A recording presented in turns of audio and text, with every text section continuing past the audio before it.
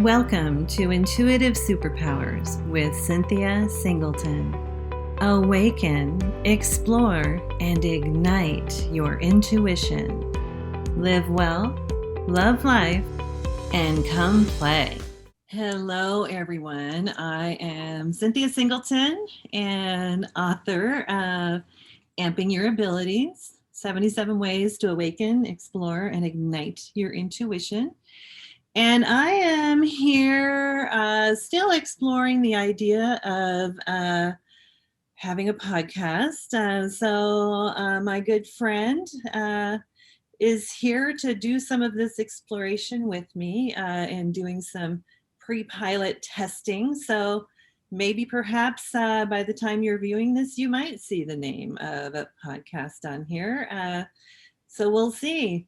But for now, I would love to welcome my exploratory playmate here and dear friend, Jonathan Robinson. Hi, Cindy. Good to see you. Good to be here with you.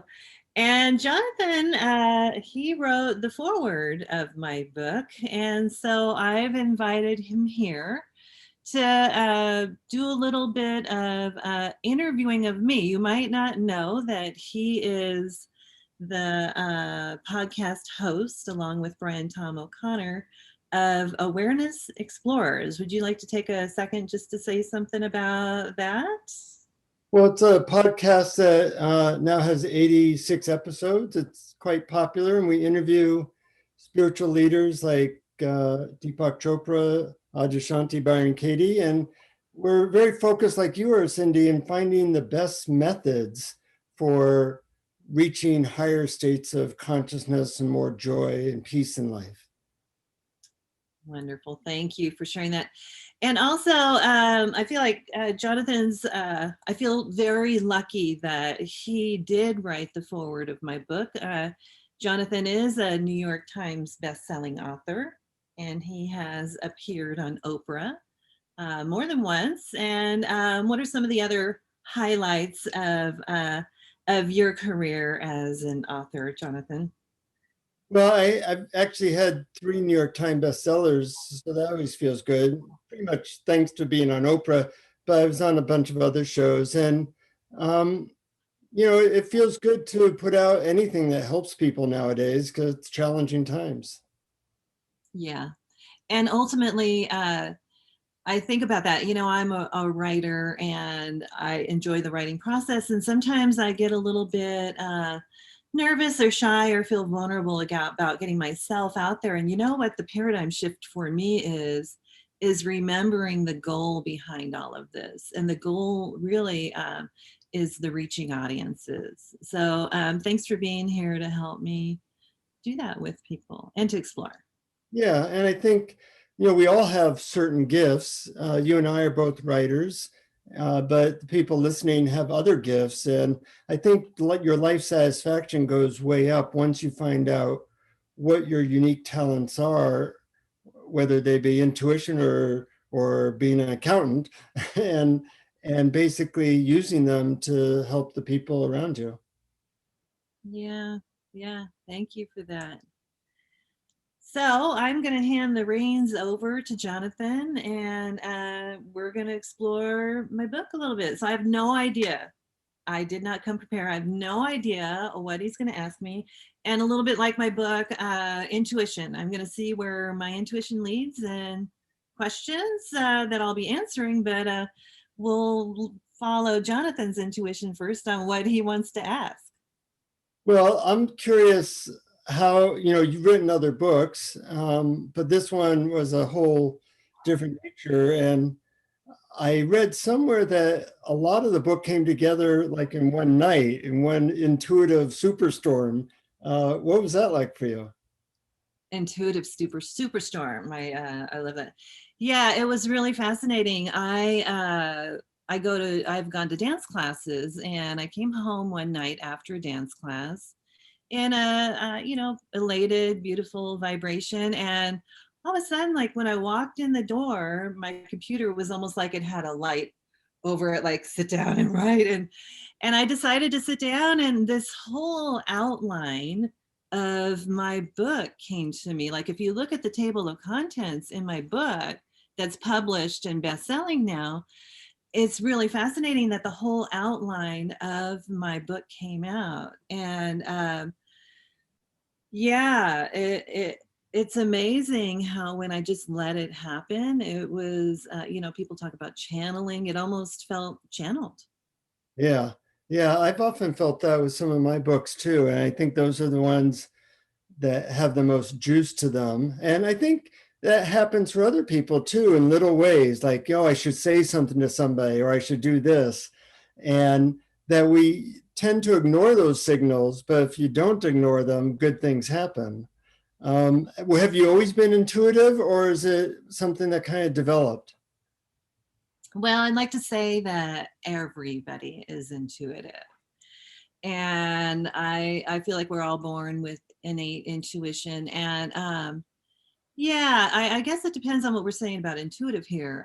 Intuitive is being able to tune into that small, still voice or that whisper, that nudge. And yes, all of us are intuitive. And I could say as a child, I was particularly intuitive, cusping on psychic. And that was something as a child that I really enjoyed and felt light and bright and easy about it until I was about 7. And I experienced being with some children at a slumber party with my older sister, where they talked about, hey, okay, it's almost bedtime, let's talk about ghost stories. And my sister and I were like, sure, we'll talk about the ghost that's in our house. And we've had other intuitive experiences of being able to see spirits, being able to see ghosts. And so we could be talking about intuition, that whisper, that still voice, but we could also be talking about psychic impressions.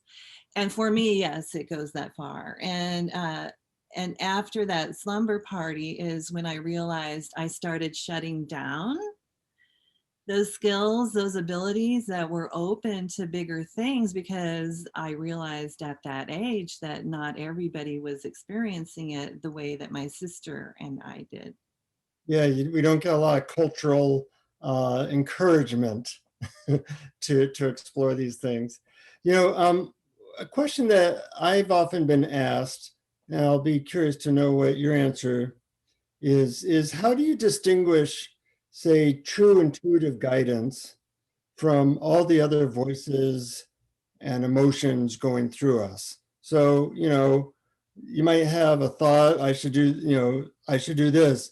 Well, how do you know that that's coming from something deeper? We'll call it intuition versus it coming from your ego. Yeah, that's a really good question. I was going to use the word ego, and then I heard you say it too, is I think that a good way to approach that would be to sit with whatever might be before you, to evaluate, is this whisper calling nudge coming from something like ego, or can I move ego out of the way and what's really coming to me? And it might not come right away. Um, Another way to approach it is to lead a life where you've got practices that can help develop that muscle, that bit of intuition. Like, for example, a lot of your books help people look at ways to approach life and clearing blockages out of our way to be able to see a little more clearly and tune into higher vibrations and lead a happier, more open life. And I think opening and allowing are pretty good words when we talk about intuition, or like in your case, you really focus on awareness. And so I think that would be a good way to approach, intuition. Yeah, and there's, it's an exploration. There's no right answer to that. Although I think the more you practice it, the more a person can kind of distinguish between those two things. I know for me that the voice of intuition has a feeling of rightness or relaxation or excitement in my body, as opposed to when I'm listening to my egoic thoughts. And I've been able to distinguish. Sometimes it's really clear. Sometimes it's gotten like a voice that wasn't my thoughts that just said, do this. And okay, that, but that doesn't happen very often. Usually I have to tease it apart a little bit. But when that does happen, I've always followed it and always, it's been magical. Have you had experiences like that where it was like just so ridiculously clear that you couldn't deny it? Yeah, I actually was thinking of listeners here. I'll bet everybody who's listening here has had a moment of experiencing that. And one that I can think of in particular was I actually did hear a voice when I was I was on a mountain bike ride and we were all wrapping up. We were on a hill and somebody parked behind me had hit the clutch versus the brake, and I was about to be crushed Mm. between my car and theirs because I was behind my car and loading my gear. And something, a voice, I don't know that I can name what it was, but it told me to jump in the back of my car. And who does that? I mean, I have a Subaru. I mean, there was something about, get out of the way. But I heard the sensation. I wouldn't say exact voice, but I heard the sensation and felt the sensation with every cell of my being. Jump in the back of your car. And you know what? By the time I figured out what may have been going on, I looked down at my bumper, and the bumper of the car behind me, which was a truck, was about this far from the bumper of mine. And I had just been standing there. And if I didn't hear that voice of intuition, I hate to say Yeah. right now. Yeah. Yeah, I think it's important to share stories like that, and you have a lot of those wonderful stories in your book. I think besides the fact that you have 77 approaches, which I think is great because I think different people need different things, the stories of inspiration are really good. Some of them are dramatic like that. Some of them are very subtle. And I found that almost everybody has a story like that somewhere in their life, but they don't share it. So we all think like, that reality is very far away when it can be, 10 seconds away. It could happen today. It could happen during this call, So I think it's really important to get that kind of inspiration. It's one of the things I liked about your book. And that's one of the things I really appreciated about you too. In fact, as I speak in my book, one of the chapters says, I have a dear friend who has told me when he shares miraculous stories, usually somebody has something miraculous to share in return. And that actually, for the record here, folks, is Jonathan Robinson is who I was talking about here. So thank you for that. I do want to say, I really appreciate too that you are saying that and I have this approach too, is people can come in with their own distinct way of exploring what feels right to them, what doesn't feel right for them. And I think that's part of listening to our intuition too. So I appreciate naming that too. Thank you. Yeah. I used to go around asking people, have you ever experienced some deep intuitive guidance that, really worked for you or felt right? And almost everybody said yes to that question. And then they'd share these stories. I started to feel very full, like, oh, this is actually like, very, very possible. It wasn't like something that happens once every 10 years, because when I was hearing these stories, I would be inspired. And as I read your book, by the way, it's a wonderful foreword to your book. I'm kidding, I wrote the foreword, but You're kidding, huh? it is truly wonderful.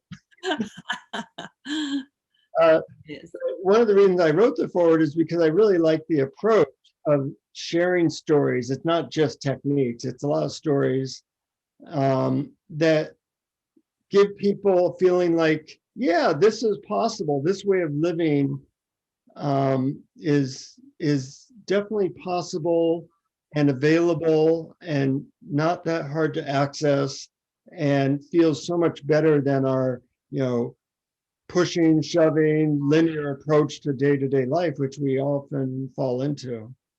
I completely agree. And that is one of the reasons why I, even though feel so vulnerable putting myself out here, is I know what it's like to have kind of quote unquote gone into hiding around my intuitive abilities and my intuition and my shine in the world.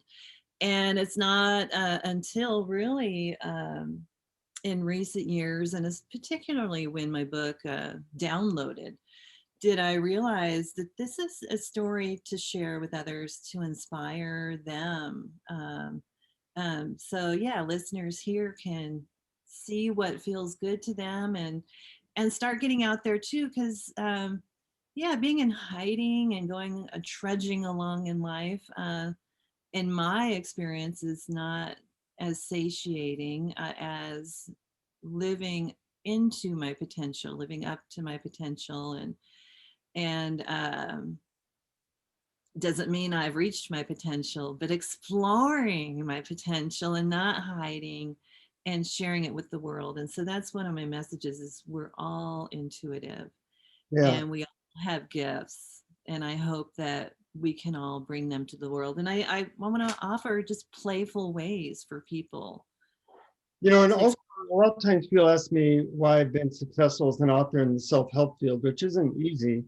A lot of people want to do that. And I say, well, most of my success really comes from following intuitive guidance. I had always had agendas and ideas of how to market and do all kinds of stuff, and that can be important.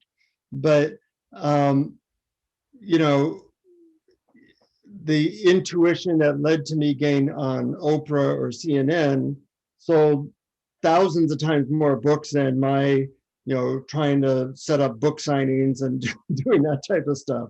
So I think when people realize that they can actually get much better results in life by whether it be career or relationships or even health, by listening to these deeper uh, informations that we have access to, then it becomes like, well, this isn't just a play thing. This is something that's really important to be successful in life. right, just allowing and letting. Yeah, and that's part of why we're here today. Is I don't exactly know what my next steps are. Like, there's a formula for authors about do this, this, and this, and I've done a lot of that. And I'm at the podcast stage where it's a little edgy for me, and so just having these conversations to see what comes of this is really nice, to flow into it rather than be forcing it. It feels much easier and yeah, magnificent.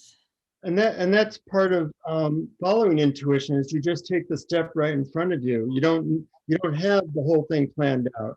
It's very much in the moment, and that's tricky for people because we want to have everything planned out. We want to know everything. So if you feel a little edgy, like, well, I'm going to try this, and it feels a little edgy, that's probably in the right direction. Yeah, if it feels right and if it feels like a flow. I say to people these days, I've walked out, I'm away from a career now for almost a year, as we are in the pandemic, the COVID-19 pandemic, which is, still we're at the coattails at the end of that.